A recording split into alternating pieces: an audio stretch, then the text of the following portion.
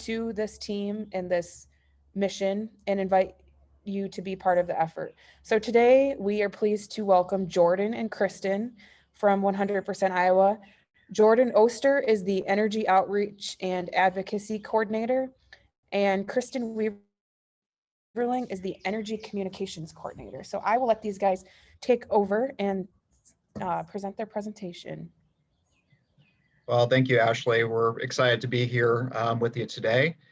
We'll just introduce ourselves briefly, and then we'll talk a little bit more about our organizations. My name is Jordan Oster, and I'm with the Iowa Environmental Council as the Energy Outreach and Advocacy Coordinator. I've been with the council for I'm in my third year now on staff with the council, which is hard to believe. I work in our energy program, and I focus on building coalitions, educating, communicating, and building broad coalitions that will help us move the needle on the clean energy transition. I'll have Kristen introduce herself as well. Yeah, thanks, Jordan. My name is Kristen Weaverling, and I am the Energy Communications Coordinator here at the Iowa Environmental Council, also supporting our 100% project. So I am a Cedar Rapids native now living in Des Moines, and I have been here for just over a year now. So just hit that milestone, which is really exciting. So our next slide is a little redundant, but we just wanted to take a moment to introduce ourselves. And now I'm going to kick it back over to Jordan. Well, thank you. Ashley covered a little bit about 100% Iowa, and here's our short description and mission on screen.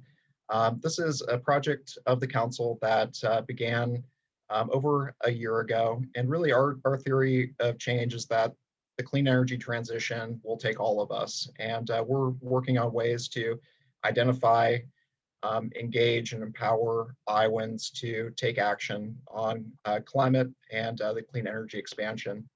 If you're not familiar with the Iowa Environmental Council, it's the largest and most comprehensive environmental coalition in the state. We are in our 26th year as an organization now, and we have two different programs that we focus on, a clean energy program and a clean water program. And often we're dealing with the nexus of those two issues when it comes to climate change in the state.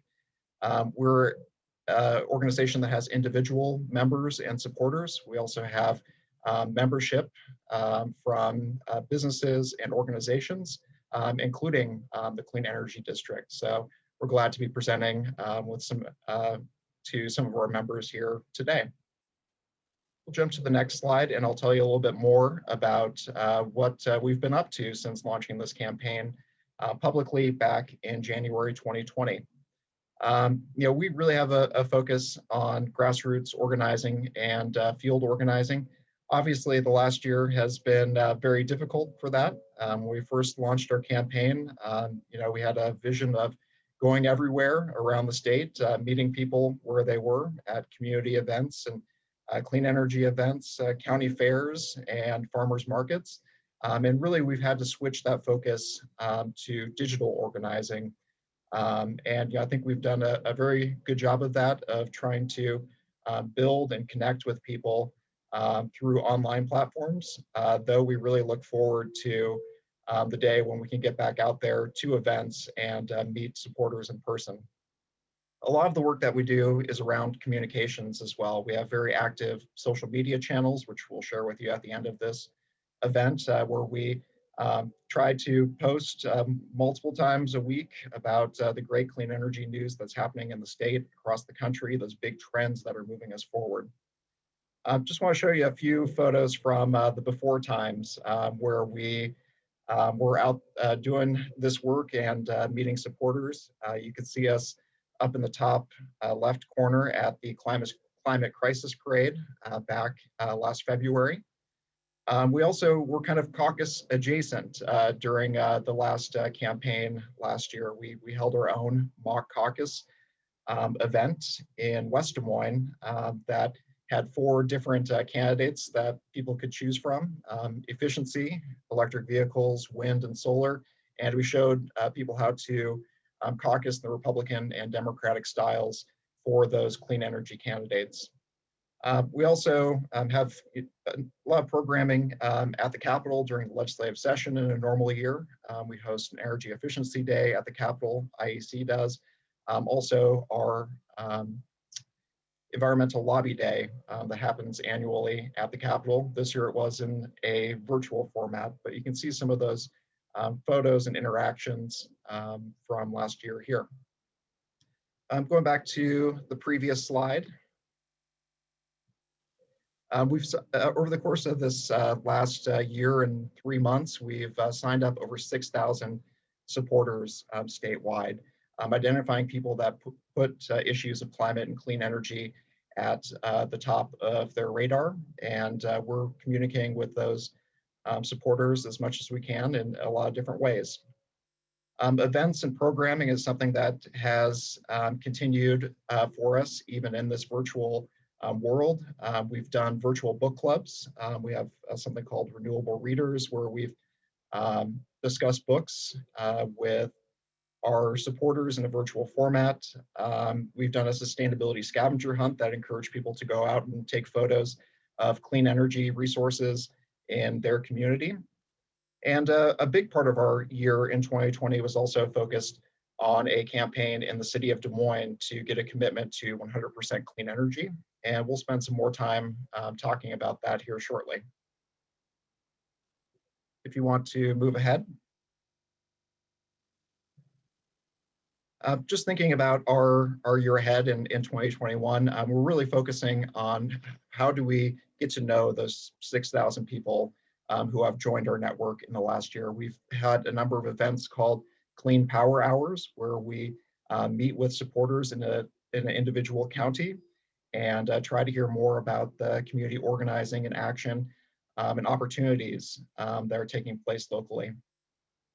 We help our supporters take action on clean energy expansion and fossil-free retirement. Often that aligns with the state legislative session, which is happening currently. Another big focus for us too is thinking about where is that next 100% city in the state. Des Moines was the first, but who will be second, who will be third, and so on. Let's talk a little bit about jump ahead and talk a little bit about the clean energy landscape in Iowa. 2019, there was a really monumental figure. The state of Iowa passed production from wind energy surpassed that of coal in 2019 for the first time. And Iowa's wind production rose to 40% of our state's electricity generation in 2019. We actually just saw some early numbers from the Energy Information Agency that says that we're getting close to 59% of the state's electricity coming from wind energy in 2020. Just phenomenal leaps and bounds in our generation. Let's take a look at solar on the next slide. Solar has been something that's growing very quickly as well. We've seen a number of large proposals and projects taking root in the state. And this stat is already outdated, and I think it's going to be that way for a while, that we're projected to increase the amount of solar in the state 10 times or more in the coming years. We just saw an announcement from NextEra Energy that is going to be developing a 680 megawatt project near Cedar Rapids area. And that is going to grow this number again. Utility scale solar is it's here, it's coming. There's a ribbon cutting down in Louisa County in 2 weeks for a 100 megawatt project. So we're really looking forward to the future of solar. Taking a look at the jobs landscape in Iowa, we know that clean energy is a major employer in the state. Energy efficiency is very important to the clean energy transition. And you might not always think about energy efficiency jobs as related to clean energy, but we need to reduce our energy use in order to get to 100%. There's over 20,000 energy efficiency related jobs in the state, manufacturing, HVAC, windows, insulation. These jobs are found in communities all over and help Iowans reduce their energy cost and energy waste. In the wind industry, there's some different numbers that you can see on wind jobs in the state. Direct employment but in the wind industry is probably closer to 4,000 jobs, but there's a number of jobs that are associated with wind energy, whether that's transportation or construction. It's a major employer here. We make all parts of a wind turbine within the state of Iowa. We build them and they're powering us. Solar is also very important, 850 solar jobs in the state, manufacturing, installation, sales. That's a number that has grown by about 500 more jobs in solar, just in about a 5-year period. So we're looking for continued growth in that sector as well. Finally, just want to talk about kind of the bigger overall picture in the state as well. If you'll jump to the next slide, Kristen. We're thinking about the future and how we get to that 100% goal. And we know that carbon-free electricity, the demand for it is going to continue to increase. In the future, more people will be plugging in their cars instead of fueling them up with gasoline. We know that there's going to be more load required to do so. So not only do we need to get to 100%, we need to consider the growth in our electricity demand in the future as well, and how do we improve, modernize our energy systems and transmission. We'll go to the next slide here. I think it's actually Kristen's turn. Yeah, thanks, Jordan. So a big part of what our campaign has been focusing on over the past year has been the push for what's called 24/7 carbon-free electricity. So that's a newer term that some people might not be as familiar with. There's a lot of decarbonization goals and definitions out there. So IEC created this video in order to help fill in some of those gaps. So if the computer allows me to do this seamlessly over Zoom, I'm going to go ahead and share that video. Just let me know in the chat if you guys are unable to hear it for whatever reason, and we can move ahead. But otherwise, this will just be three quick minutes. Community powered by 100% homegrown electricity. A resilient community that harnesses the power of the wind and sun, saving money and making businesses more competitive. Now imagine that community is yours. Across the U.S., businesses and governments are setting 100% clean energy goals. Wind, solar, and storage technologies are the foundation of these targets and are now the cheapest source of generation available. But not every 100% clean energy resolution is created equal. Today, when we flip on our lights, the power likely includes electricity from renewables, but also power from coal and natural gas plants. A true 100% 24/7 renewable vision means the available electricity at every given moment comes from a renewable resource. No matter when a home appliance is turned on, an electric vehicle is charged, or an industrial facility powers up, a 24/7 renewable system would provide homes, businesses, and transportation with clean, emission-free power. How do we get to 24/7 renewable? We must greatly increase our clean energy resources and ability to store renewable energy so we can use it anytime. We must use our energy efficiently to power more with less, and we must phase out fossil fuel generation. How does 24/7 become a reality here in Iowa? Mid-American Energy says it's on course to generate renewable power equal to 100% of its Iowa customers' use. But instead of investing in low-cost solar, storage, and energy efficiency to complement its wind fleet, Mid-American continues to run its 5 coal plants to overproduce this expensive, dirty power to sell to utilities in other states, while Iowa customers pay higher bills to keep plants running. This means Iowa customers are still using some power from the coal plants. They're not really getting the 100% renewable energy being promised. Without a transition plan, fossil fuel energy will still be delivered to Iowans and sold out of state by the utilities. Iowans shouldn't have to pay to send dirty power out of state. A 24/7 renewable goal is a real 100% goal, built with consistent commitments, meaningful action, and ingenuity. No offsets, no coal plants, no natural gas. Our state is a national leader in renewable energy. In 2019, wind energy passed coal as Iowa's leading electricity source for the first time ever. Iowa's solar capacity is poised to expand greatly in coming years, but we need more to get us to emissions-free, clean power whenever electricity is demanded. Iowans, businesses, and local policymakers can chart this course. Let's grow our renewables, retire polluting energy sources, store excess clean energy for when it is needed, and save energy by increasing efficiency. Let's start planning today. The clock is ticking. 24/7 renewable power can be our future. It's time to get to work.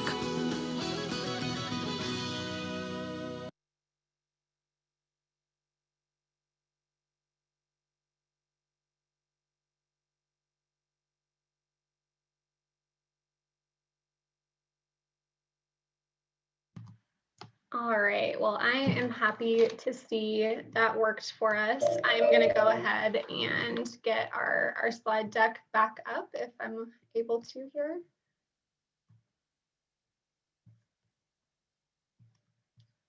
All right, are you guys able to see the slides again? No, not yet. Okay, just a moment.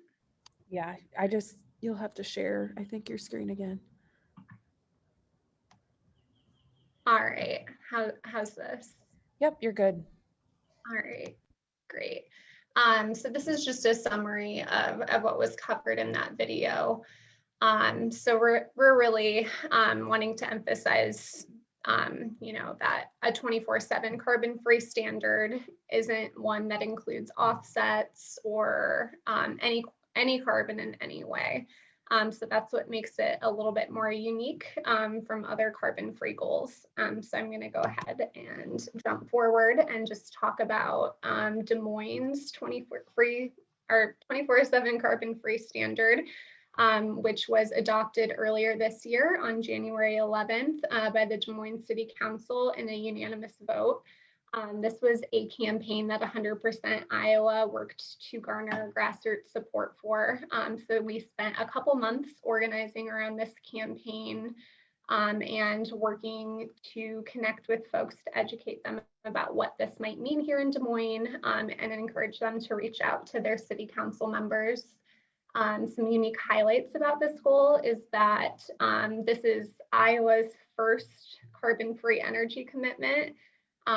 So the first in the state. There are about 170 cities and counties across the country that have enacted 100% clean energy goals. But here in Des Moines, we are the first to commit specifically to 24/7 carbon-free energy. And we're thought to be the first, beyond the US as well to do this, which is really exciting.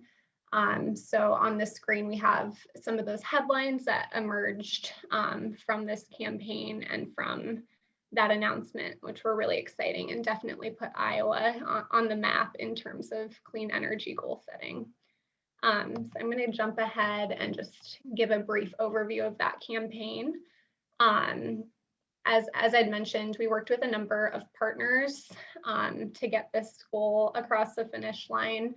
So we spent some time reaching out to like-minded environmental organizations in the state that we knew would be in support of this goal, as well as different businesses and different nonprofits that might not fit necessarily in the environmental space. So we were hosting webinars earlier on in this project just to bring in some of those voices, and we worked to compile a sign-on letter in support of this project. So we had about 40 businesses and nonprofits here in Des Moines that had signed on, and we were able to deliver that message to the city council ahead of some of the workshops and votes that happened leading up to this action. So that was immensely helpful in just showing that there was solidarity around this goal, and that was something that folks here in Des Moines wanted as a priority for our city. We also reached out to individuals, and we had, several hundred people take action and contact their council members and our mayor directly. So those voices were really instrumental in getting this across the finish line. Throughout this process, we also hosted a number of webinars. So we had a solar and energy efficiency tour that we did in tandem with the Des Moines Citizens Task Force. And we ended up having a good number of city officials and staff and the city council attend that just to learn about what some businesses were doing to get ahead of the curve and utilizing tools like solar and energy efficiency to move their businesses forward and to help them align with their businesses' goals. So that was something that, really helped the council members understand what these efforts were doing for the community. Yeah, so I'll go ahead and move forward. I had just outlined some of this in that past slide, but we ended up, like I had said, having, I guess, 600 grassroots supporters sign up in support of the goal, which was really special. So we had a number of action alerts that went out to help drum up some messaging and some support.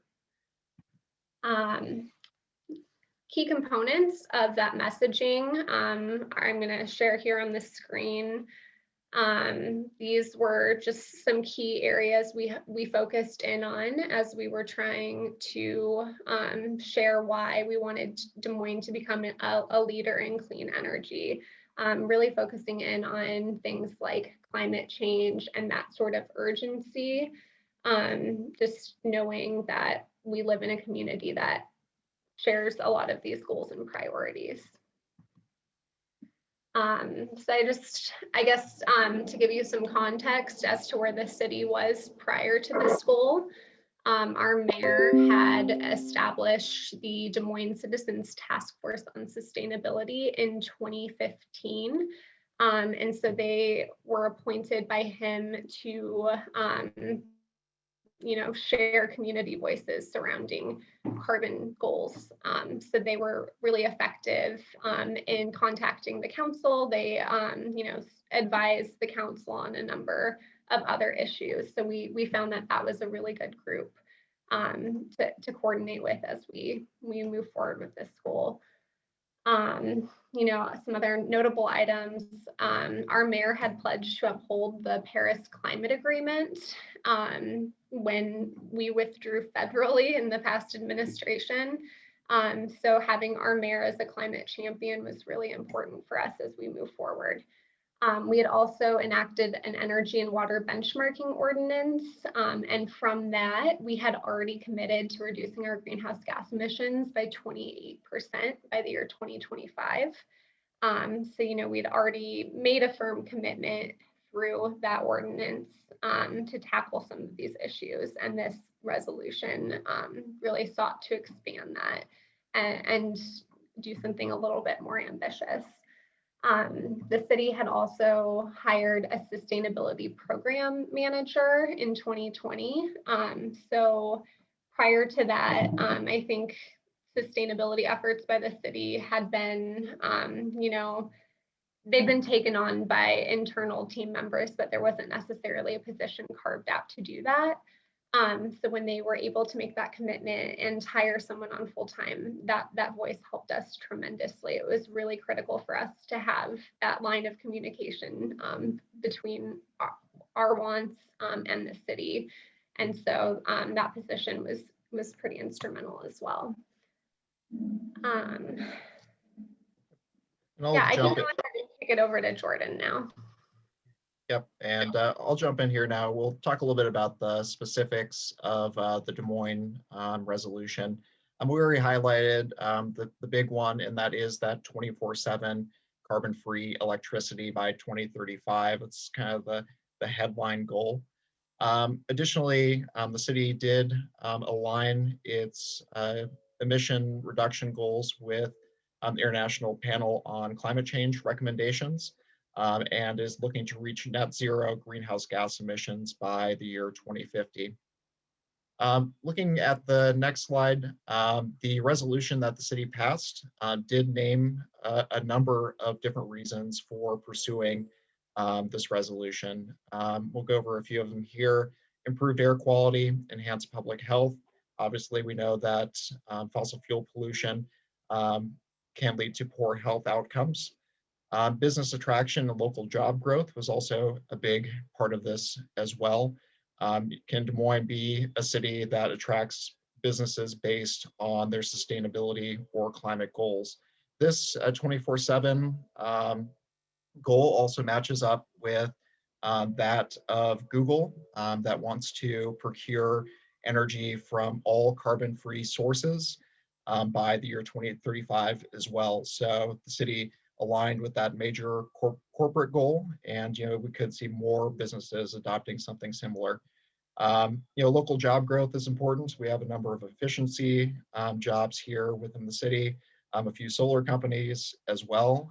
We could see growth in those fields in the future. Climate change was certainly a big motivator for this as well. In 2018, the city had record flooding events. We all know about the derecho that passed through back in August of this year. And there was a focus on those climate events and what the city can do for reduction. That leads into grid resiliency and energy security as well. Building out this 24/7 system would require new transmission systems, battery storage, personal storage, different ways that the grid can bounce back after these devastating events where people lose power for days or even weeks in some cases. There's also a big focus on inequities and climate justice. We know that often frontline communities are most affected by climate change, by pollution, by extreme heat and weather events, and the city put a focus on that as well.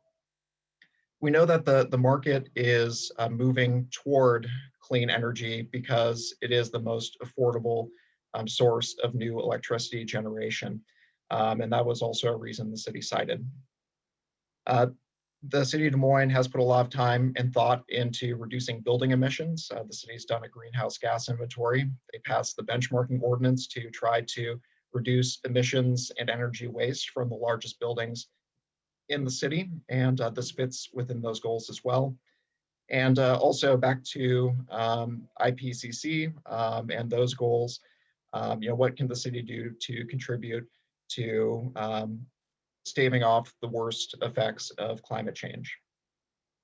We'll jump to the next slide. We have a quote from Mayor County. And I think the thing to point to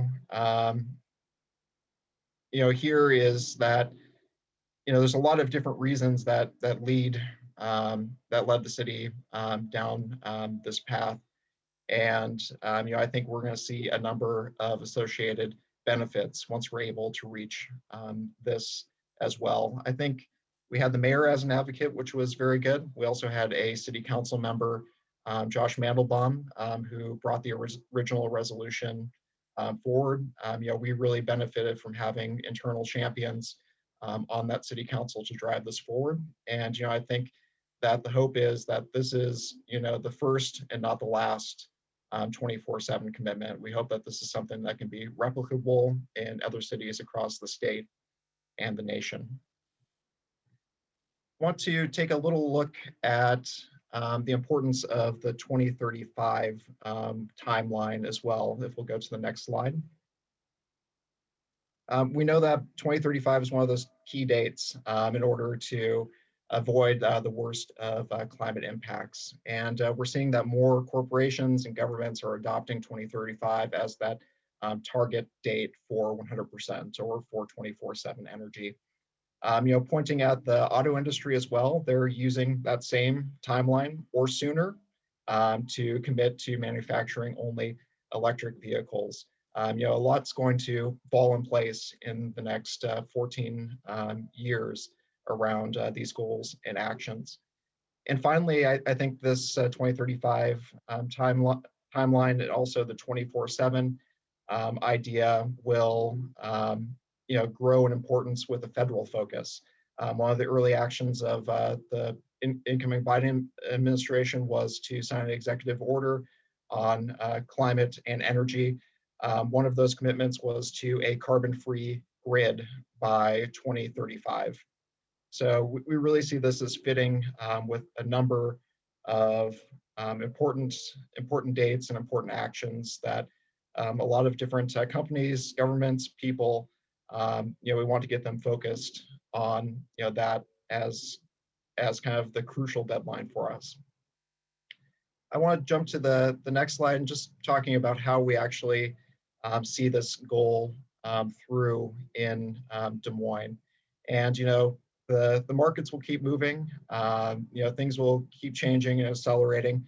But the city, also has a stake in making sure that these goals are verifiable and do come true. And the city manager of Des Moines will create a stakeholder process to bring in businesses, partners, organizations, the utility, to figure out how we make these reductions in emissions, how we meet these goals, how we benchmark it over the course of the next 14 years. Obviously, the utility is going to be a very important partner in this process. They are the ones who are providing the electricity to the city. Mid-American is accelerating their clean energy mix, but we certainly need more to not only get to 100%, but also to make sure that it's 100% for the Iowa communities and customers that they serve. The city does have an obligation, and they lay that out in the resolution as well. They want to see what can be done to increase renewable energy generation by the government and by community members as well. That could mean power purchase agreements for the city, placing more solar on buildings, libraries, parking garages like we already have here in Des Moines. Thinking about our infrastructure for charging electric vehicles, the city is starting to make some moves on that. And I think we just saw some procurement of some electric fleet vehicles for the city. And finally, I want to mention DART, which is the bus service here in the Des Moines Metro, actually unveiled 8 electric buses that are now on the road in Des Moines. So that's just part of a larger goal of transitioning away from those polluting sources of energy and cutting transportation emissions as well. It's going to be really crucial for the city to monitor this, to put in some action items, build policy around this goal that can make sure it can be achieved. What's going to be really important is an upcoming climate action planning process, which is starting this year. The city has put out bids for consultants to help the city develop a climate action plan.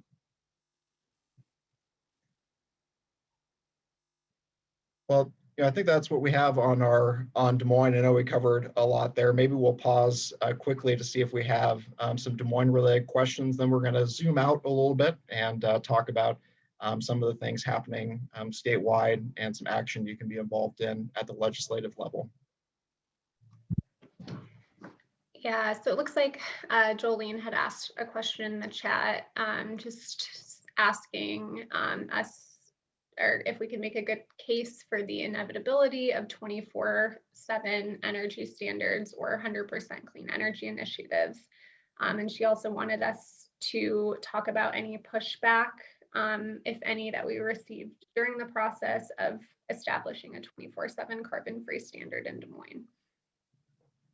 Yeah, I'll start maybe with the second question first. There was some pushback or some hesitancy from the utility, Mid-American, at a public meeting where they raised the vector of high cost to develop a 24/7 system within the city of Des Moines. They pulled out some price tags on doing so. We haven't seen the backing or verifying information for some of those numbers. That certainly was kind of an important moment in the process. We had to deal with education issues as well. Just introducing the city council to some of these issues. We mentioned that we have climate and energy champions already on the council, but that's not the case for every member.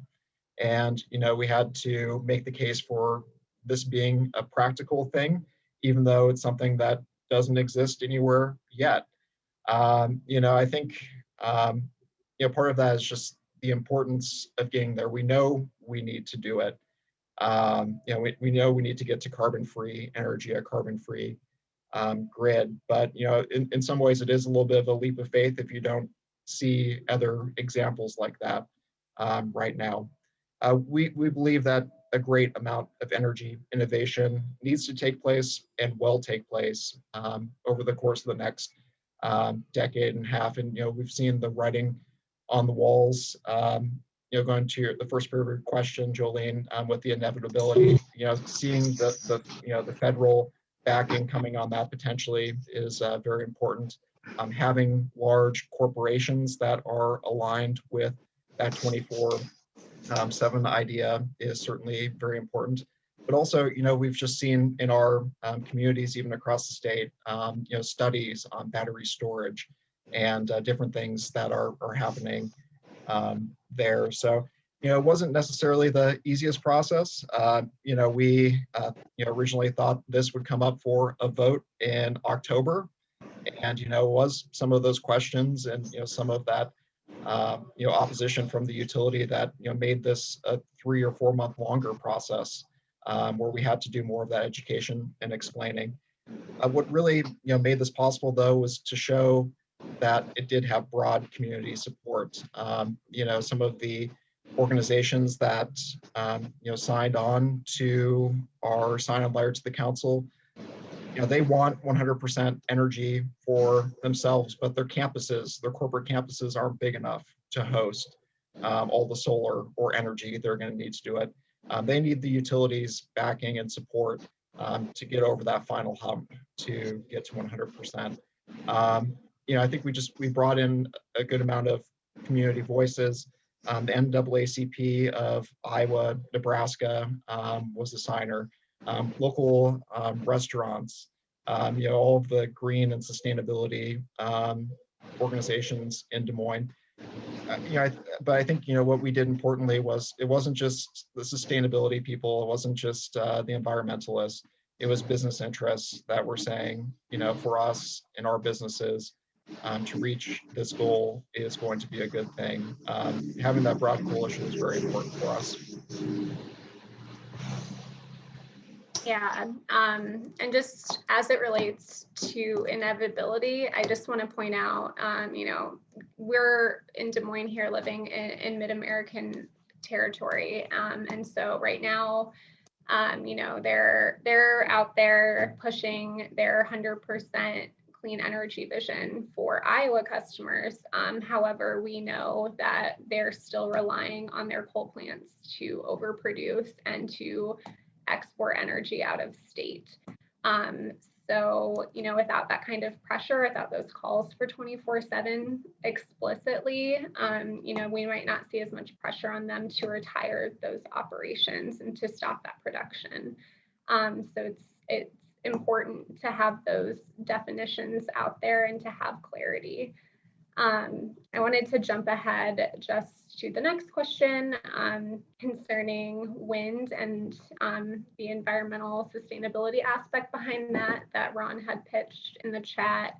And I'll just, to that point about bird migration, point out that, we know that wind turbines have been problematic for birds. However, that figure that is about 20-fold when you look at it for cats causing bird deaths. So, it's somewhat of an issue, but we know there are other things out there. The built environment, for example, our buildings are a bigger cause of bird death. And we know right now there are companies out there innovating to address this issue. So in other countries and other places, there have been pilots to paint one of the turbines a different color, and that has been shown to significantly reduce that kind of death. So that's not a major concern of ours by any means. And we also know that wind, from an environmental standpoint, we know that there are some resources required to produce wind turbines. However, they have about a 6-month carbon payback in terms of the environmental benefit that they produce. And we're seeing a number of companies that are addressing this issue and making wind turbine blades increasingly recyclable. We even have a wind turbine recycling facility that is setting up shop, I believe, in Newton, Iowa at this moment. So, you know, going forward, that should be less and less of a concern. Yeah, I like the question, Ron, and we hear it from folks. We consider these questions. You know, all energy sources do have you know, their positives and their trade-offs. You know, the wind blade you know, recycling. You know, I think it's really up to the industry to innovate and find a way forward. And you know, I think they're hearing it from a lot of different sides. I think you know, looking overseas, I think that's where we're going to you know, start to learn more about what is possible with that as well. You know, there's stricter requirements in Europe than there are here for recycling and disposing, and they've been using wind longer than us. You know, as for wind blades going into a landfill, you know, it will happen after the life of a turbine blade. You know, that can be anywhere from 10 to 20 years. But you know, something to keep in mind is that, you know, as an inert project or an inert product, you know, it stays where it is. It is what it is. You know, it's mostly you know, fiberglass is a big part of that, which some people are looking into certain recycling and other means for that. But you know, look at alternative on the other side. Coal ash is buried. You know, a wind blade isn't going to seep into your water source. Coal ash will. So you need to, you know, weigh the different options here. And I mean, on the whole, wind energy is just going to be better for human health. These are issues that need to be dealt with, and we hope that the industry finds some way to do it, because we do care about it as environmentalists, but we know the net positive is going to be with these sources of energy.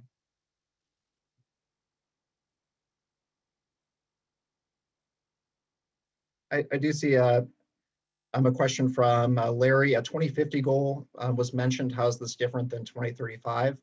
So the resolution laid out a net zero emissions goal for the city by 2050.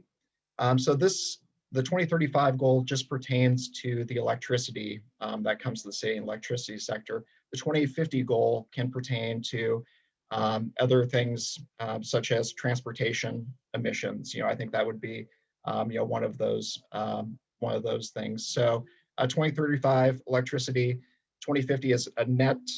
You know, everything that emits, we want to get that to neutral in the Des Moines goal. But for the 2035 goal, it's just pertaining to electricity.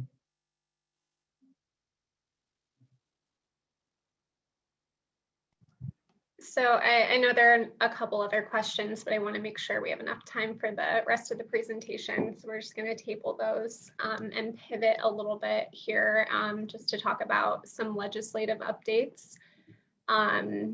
If you guys are familiar with IEC and 100% Iowa's work, you know that we're, you know,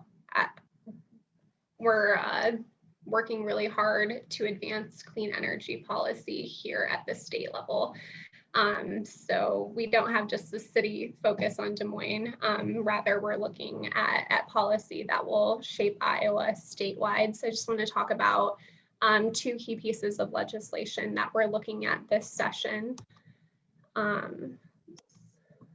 if I can move on. So right now there is a bill that did just pass out of the House by a fairly narrow margin, but it did pass. But it has a companion bill that is still alive that we are wanting to talk about, which is Senate File 455, which would essentially create special protections for the methane gas industry as well as the propane gas industry by preventing cities and counties from banning gas in their communities. And we take issue with this just because of the broad language of the bill. We think it really hinders Iowa's energy innovation here in this state, and it hurts local and rural communities especially, which already face a lot of barriers to housing development.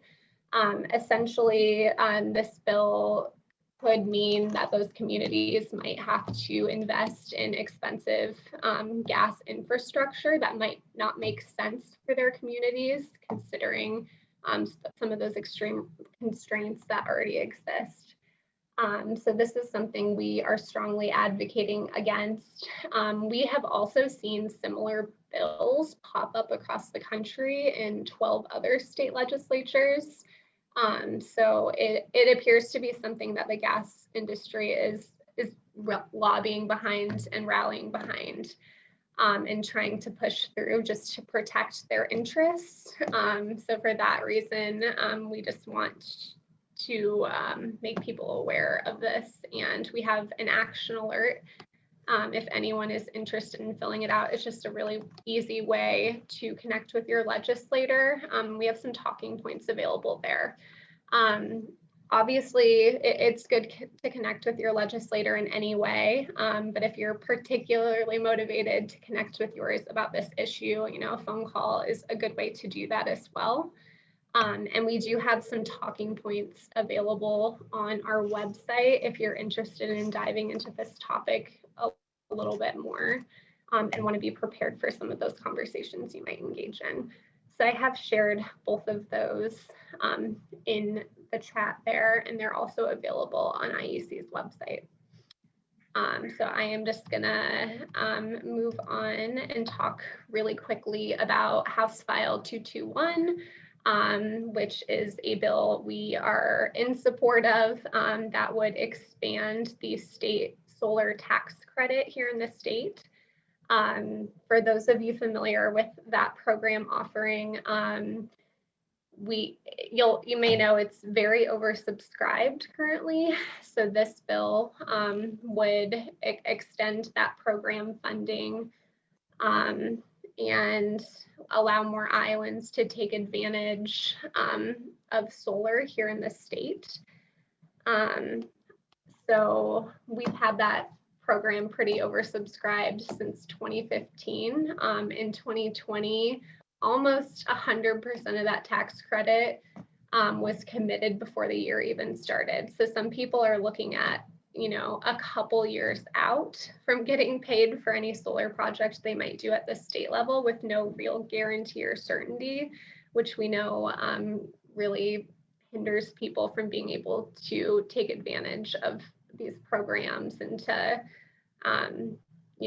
financially figure out how that would work for them. So this is something that we've been talking about.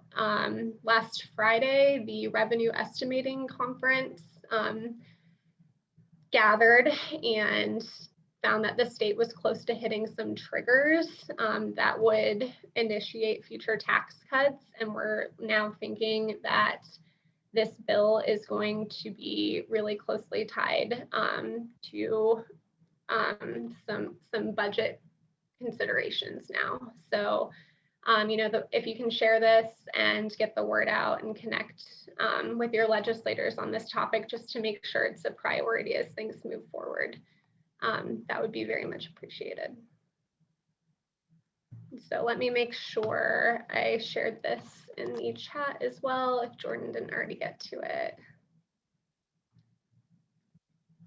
Already did. All right, perfect. I will move on. So if you don't know your legislator, there is a great tool to learn who they are and get their contact information. I'll have Jordan drop that in the chat as well. So more generally speaking, if you guys are, interested in showing your support for 100% clean energy here in the state, we are currently undergoing a sticker giveaway. So if you, have a water bottle that's looking a little bare or a laptop that needs some decoration, we are giving away these stickers right now. So we can get you signed up for that. There's a link that Jordan will drop in the chat, so you can have the sign up information for that. I also wanted to mention our upcoming event for Earth Month. IEC is hosting our second Wild and Scenic Film Festival series, which is a virtual film fest event. It's going to be taking place on Saturday, April 17th. And we did one of these last November, which was really popular. And so I think even if you're not able to make it for the date on the 17th, you're able to get a link to watch that the following week as well. So if that's something you're interested in, go ahead and head over to IEC's website and look for ticket options. There are lots of ways to get involved with that.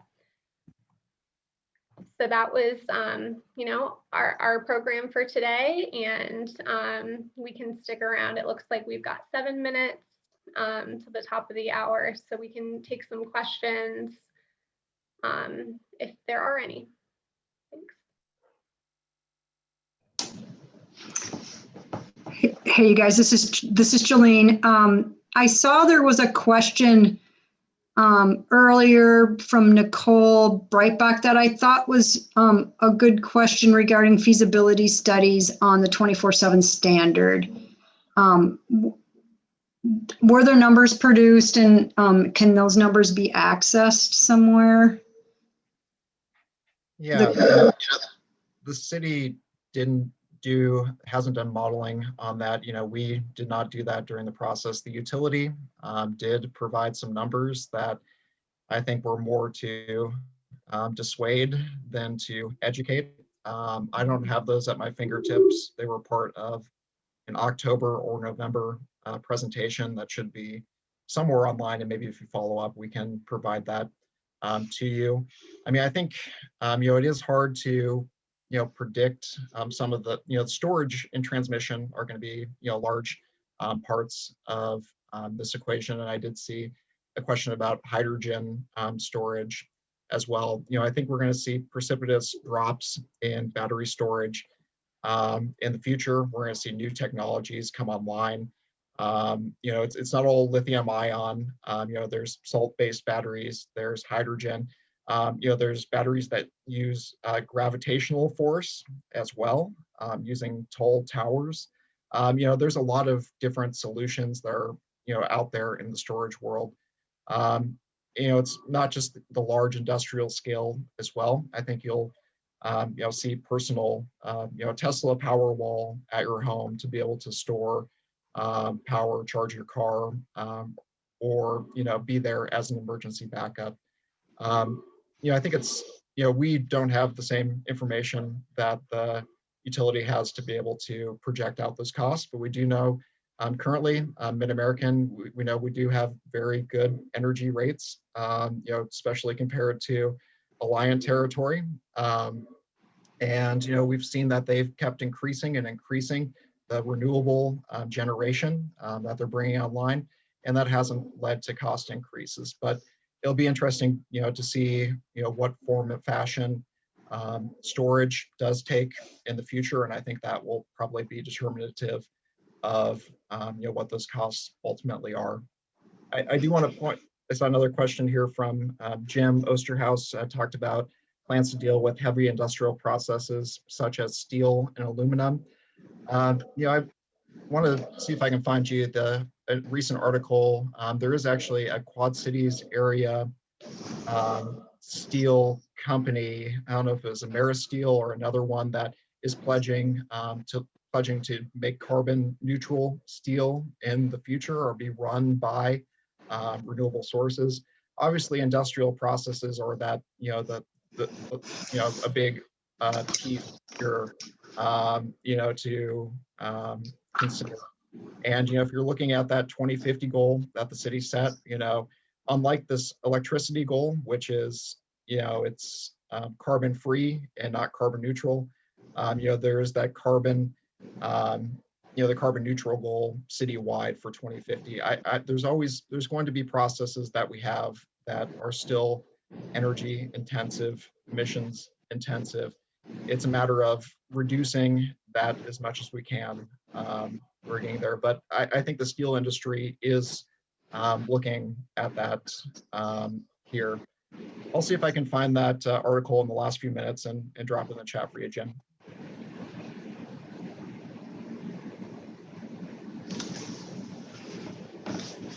All right.